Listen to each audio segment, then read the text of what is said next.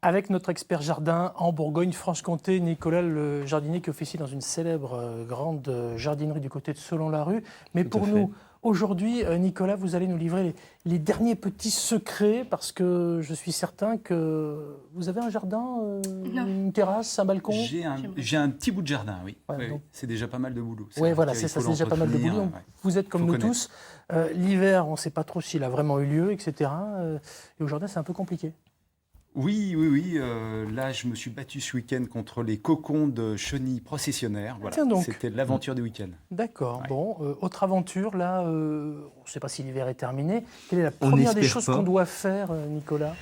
Pour l'instant, bon, on n'a pas eu de froid, donc si vous avez mis des protections sur vos plantes, on va plutôt les retirer parce que les protections style voile d'hivernage, donc comme on a ici, qu'on va mettre sur les plantes à feuillage persistant, ces protections, on va les mettre uniquement lorsqu'il fait froid. Donc actuellement, on a des températures qui sont relativement douces, donc on retire. Mhm. Bon, ça fait un petit peu de travail, il faut les retirer, les remettre assez régulièrement. Donc on espère que au mois de février, qu'on a un petit peu de froid. Souvent le mois de février est un petit peu traître, donc on espère vraiment avoir du froid. Puis on peut avoir les giboulées de Mars aussi. Hein. Également. Attention. Hein. Et donc, quand on va remettre ces voiles d'hivernage, il faut faire très attention. Il y a quand même une technique quand même pour les mettre. On va toujours mettre un voile d'hivernage. Le voile d'hivernage ne doit pas toucher le feuillage. Donc, on le met toujours sur des plantes à feuillage persistant comme des camélias, des Il ne doit palmiers, pas des choses toucher le comme- feuillage, le voile Il ne doit pas d'hivernage. toucher le feuillage. Non. Donc, on va donc mettre des petits tuteurs autour de la plante et donc installer ce voile d'hivernage pour éviter qu'il soit au contact de la plante. J'ai Donc ça, beaucoup c'est aimé vraiment la tête qu'a fait très Jessica important. quand vous avez On dit apprend des il faut trucs. mettre des tuteurs. Mais c'est bien, on est là aussi pour ça. Donc on va donc entortiller donc, ce voile d'hivernage autour de la plante. On va faire 2-3 tours suivant le type de voile d'hivernage. Là on a un voile d'hivernage, c'est du 30 grammes au mètre carré, donc c'est le plus classique. Donc là on fera 2-3 tours. Après on a souvent on trouve également du 60 grammes, donc là un tour suffira. Donc ça c'est vraiment très important de le mettre en période de gros froid et en période de neige, pour éviter que la neige tombe sur le feuillage et n'aille brûler le feuillage. Donc ça c'est important. Et lorsqu'il neige également, on va secouer la neige qu'il y a sur le voile d'hivernage pour pas que la neige reste au contact de la plante et fasse du poids et n'aille casser cette plante. Nicolas, comme on dit chez nous, il ne faut pas gâcher. On va rendre hommage à Guiraud. Est-ce qu'on peut réutiliser ce voile d'hivernage d'une année sur l'autre finalement? Bien pour sûr, économiser c'est un voile qu'on peut utiliser vraiment plusieurs années. Un mois qui se déchire, à la longue, il peut se déchirer quand on a des grands vents. Donc ça, on peut le réutiliser. Ce qu'on peut également réutiliser, c'est pour les plantes en pot, style camélia, palmier qui sont en pot. On peut également protéger le pot. On va protéger la partie aérienne, mais les racines également. Donc on va donc protéger soit avec de la toile de jute, on va faire plusieurs tours de toile de jute autour de ce pot, ou du plastique à bulles. Donc ça, c'est des matériaux qu'on peut récupérer. L'un comme l'autre, c'est des matériaux qu'on peut récupérer. On va revenir sur des conseils très pratiques et très concrets. Mais vous l'avez dit, l'hiver, il faut prendre soin de nos amis les plantes dans le jardin ou sur le balcon, ou même dans notre intérieur. La preuve en couleur. Peur de perdre des plantes avec ce froid. Faut t'en occuper. 63% des Français disposent d'un jardin. Privé pour 58%, partagé pour 5%. Sans compter les pots sur les balcons et les terrasses. Mais comment en prendre soin l'hiver? La préoccupation numéro 1, c'est de protéger vos plantes du grand froid et surtout du gel. Les plus fragiles, les exotiques, qui sont en pot, devront être mises à l'abri. Si vous les rentrez, attention au chauffage, à ne pas les priver de soleil et à n'arroser qu'au minimum pour que les racines qui dorment à cette période ne pourrissent. Pensez aussi à couvrir les plantes que vous n'avez pas la possibilité de rentrer à l'intérieur. Un voile d'hivernage leur offrira une bonne protection tout en les laissant respirer. Vous pouvez aussi utiliser du papier bulle ou des sacs de jute pour protéger le pot.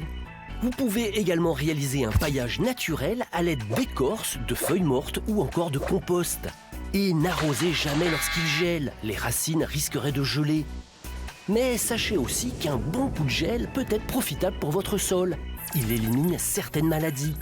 Sinon, s'il ne gèle pas, dès janvier, on peut tailler par exemple les arbres fruitiers. Non, en hiver, il n'y a pas rien à faire. Alors on tourne le coup déjà à quelques idées reçues. Le point de vue de l'expert, Nicolas Jardini. Il y a beaucoup de choses qui sont très bien dans ce reportage. Après, Heureusement, il faut faire- rassurez-nous. bien sûr. Non, après, il faut faire attention. À la fin, vous dites donc qu'il faut tailler les arbres fruitiers, mais les arbres fruitiers à pépins. Les arbres fruitiers à noyaux, on les taille plus à la chute des feuilles. Actuellement, on est plus sur les arbres fruitiers à pépins, donc pommiers, poiriers. Donc là, on est dans la bonne période. hors période de forte gelée. Donc là, actuellement, on peut, il n'y a aucun problème. Et puis donc, pour tout ce qui est protection de plantes, donc on protège toujours les plantes à feuillage persistant. Les plantes à feuillage caduc, donc elles vont donc perdre leurs feuilles. Les plantes sont au repos, donc elles ne risquent vraiment rien au niveau du gel. Par contre, les plantes à feuillage persistant, elles peuvent se déshydrater avec des gros gelées, donc il faut bien faire attention. Et au niveau de l'arrosage, on va donc arroser effectivement hors période de gelée. On ne va pas arroser sur un sol gelé. Et si on, par exemple, a une grosse période de froid, donc du moins 10, moins 15 pendant 1 ou 2 semaines, on va bien arroser lorsque ça dégèle, parce que le froid en fait va déshydrater les plantes à feuillage persistant. Donc on va donc arroser ces plantes pour bien les réhydrater, parce qu'une plante qui est bien réhydratée va bien repartir, alors que si on ne la réhydrate pas, elle risque de mourir. Allez, 0805 383 383, place à l'interaction. Bonjour, quel est votre prénom et votre question, s'il vous plaît? Bonjour, je m'appelle Marie, je suis chanteuse et j'aurais voulu savoir s'il est encore possible de planter, sachant que l'hiver a déjà bien démarré. Merci. On a Marie la chanteuse qu'on vient d'entendre, on aura tout à l'heure Jessica la danseuse, la pole danseuse. D'abord je reviens sur les plantations en hiver et la question de Marie. Déjà merci Marie pour votre question. Planter en hiver, est-ce que c'est interdit? Qu'est-ce qu'il faut faire, Nicolas? Ah non, c'est pas interdit du tout. Au contraire, il faut planter, on va commencer à partir du mois d'octobre-novembre, jusqu'à fin mars, on peut planter sans problème, hors période de forte gelée, ou s'il pleut beaucoup, forcément, on va avoir du mal, ou de la neige, bien sûr. Et donc, on pourra donc planter tout ce qui est plante en pot, donc on peut un petit peu toute l'année, les plantes en pot. Par contre, c'est vraiment la bonne période pour planter les plantes en racines nues ou en motte. Donc, plantes en racines nues, c'est des plantes qui ont été élevées en pleine terre, qui auront développé un bon chevelu racinaire. Donc c'est des plantes qui vont bien reprendre et qui coûteront beaucoup moins cher parce qu'elles sont élevées en pleine terre. Elles coûteront beaucoup moins cher à l'achat qu'une plante élevée en pot hors sol. Alors on peut planter, mais est-ce qu'on peut semer, Nicolas? Non, par contre, pour les semis, c'est pas la bonne période. Si vous avez une petite plante, une graine qui commence à pousser, qui a un petit coup de gelée derrière, elle va s'abîmer. Donc, on sèmera J'ai pas. beaucoup aimé le petit regard de Jean-Louis Toubard quand vous avez dit ça. Ça va mieux dans votre jardin d'un coup, là, Jean-Louis, ou pas? Oui, c'est rassurant. C'est rassurant d'avoir un jardinier, des conseils et tout. C'est pas évident. Quand on connaît pas parfaitement chaque plante a sa saison, etc. Donc, moi, je découvre un peu ça. Donc c'est vraiment un univers particulier. Vous parliez des chenilles tout à l'heure. Les chenilles, c'est pas normal qu'elles apparaissent maintenant. Nicolas, Ce sont on ne les devrait pas cocons. sortir. Les cocons, Les cocons, positionnaires actuellement, ils sont encore sous forme de cocons. Donc on voit Ouais. des grosses boules blanches dans les pins. Donc c'est donc des cocons de chenilles processionnaires. Et donc elles vont sortir au printemps lorsque les températures seront plus douces. Et là, il faut faire attention parce que c'est très urticant. Donc il faut faire très attention. Allez, 0805 383 383.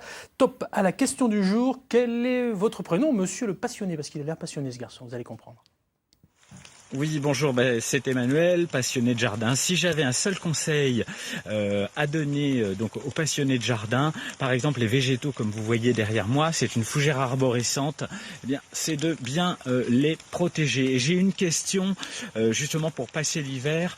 Est-il nécessaire de rabattre également les feuilles des fougères arborescentes? Voilà, j'attends avec impatience le printemps pour pouvoir commencer à désherber tout ça. En tout cas, coup de chapeau à ce garçon, parce que la pluie ne l'a pas arrêté pour poser sa question. C'est vrai qu'on a un temps pourri actuellement, mais il fallait de l'eau. Vous l'avez dit, merci. Tout à fait. Merci Il faudrait à du Emmanuel. froid également. Oui, merci à Emmanuel, jardinier amateur.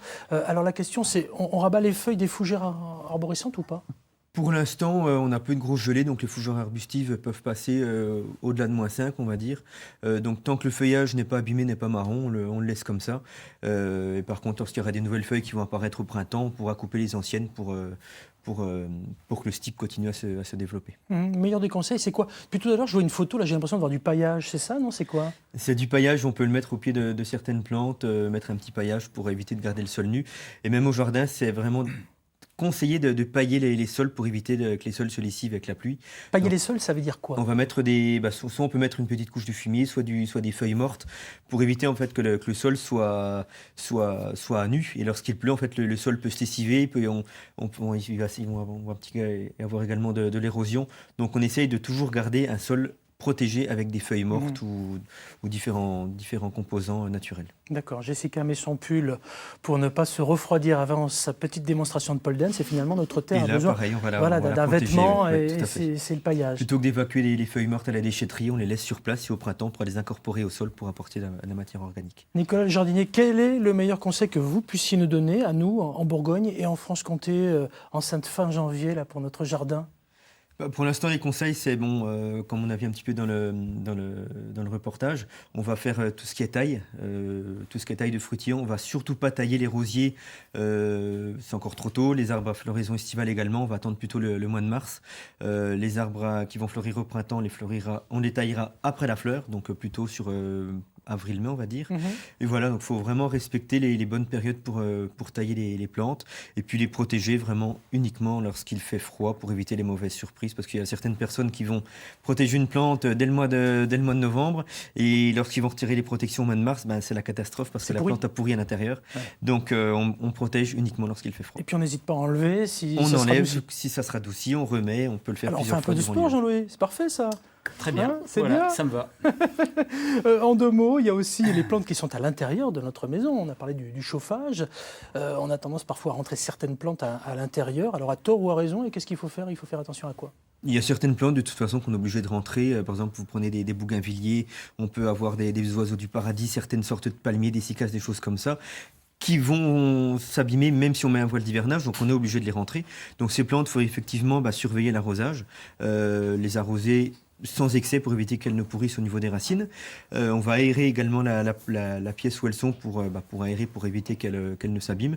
Et puis faire attention, surveiller les maladies ou éventuellement les cochenilles ou les pucerons qui pourraient venir s'attaquer à ces plantes pendant qu'elles sont à l'intérieur. Merci pour toutes ces infos, Nicolas. Si vous souhaitez vous aussi intervenir, comme l'ont fait tout à l'heure nos amis qui étaient avec nous, je pense à Emmanuel le passionné ou Marie la chanteuse, vous pouvez le faire. Voici le numéro de téléphone, il va s'afficher sur votre écran. Regardez, 0805 383 383 et les matins de France 3 Bourgogne-Franche-Comté pour le Facebook.